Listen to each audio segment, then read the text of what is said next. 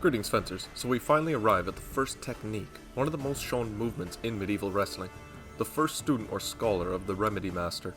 First, let's look at the trigger or reason for using this play. If we followed the clinch from the previous video, we have locked out the right elbow, and after entering the clinch, our opponent reached their left hand over our shoulder and around the neck. This right here is the trigger, when someone reaches over our shoulder. This play is not functional without that occurring. If they just keep their hand on our shoulder, then this movement can't be done without additional setup. Now we can attempt to force their arm over our shoulder by pushing the arm up and stepping in. And with that knowledge, we can also force this position over our left shoulder. So we now have the trigger, whether it came naturally or forced.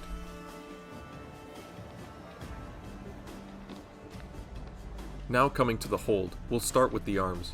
There are many little details to help improve this, and they can change based on system or individual. But the primary motion is to wrap their arm from the outside, attempting to force their elbow to be pointed upwards, applying pressure directly to or just above the elbow. That way, in his words, "I'm certain to put this man to the ground, either by breaking or dislocating his left arm, or I will force you into the lower lock."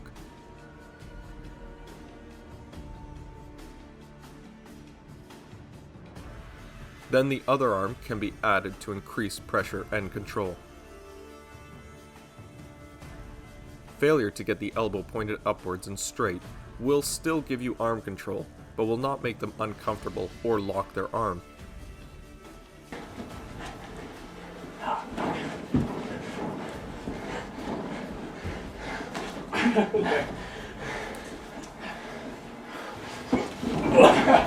We have a couple options with footwork. What we're told to do is turn to the left. This can be achieved with a mezza or tutta volta with the left foot, or even a volta stabile. But alternatively, if we look at the images, it could be stepping with the right. Both can work. Now we see the same motion with the arms in dozens of German sources, with some variations on pressure placement. We even see it used against weapons when they're used as hooks over the shoulder, allowing us to remember that it's all one system. It doesn't matter what sets off our trigger over the shoulder.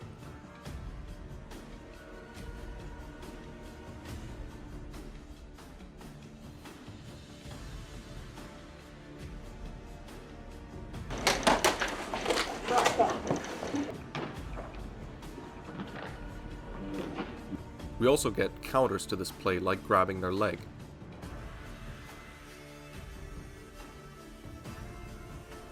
And different kinds of throws and finishes to this technique. With the legs, the most common footwork is actually stepping at front of their feet in order to hip throw. Having all these added details and options allow us to see that there are many things to take out of each play, so start practicing this first play from both sides as well as with swords and daggers and different throws. That way, no matter the context, you have options, and your trigger response to something passing your head is muscle memory.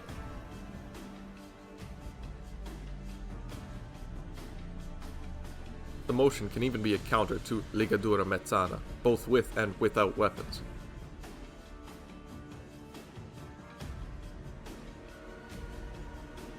Now it is true that Fiore is adamant about breaking or dislocating the arm.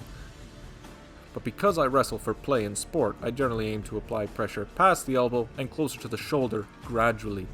Next, we'll go over Fiore's failure option to this play. Thanks for watching, keep studying, keep practicing. That was amazing. Completely helpless, he could have ripped my arm off.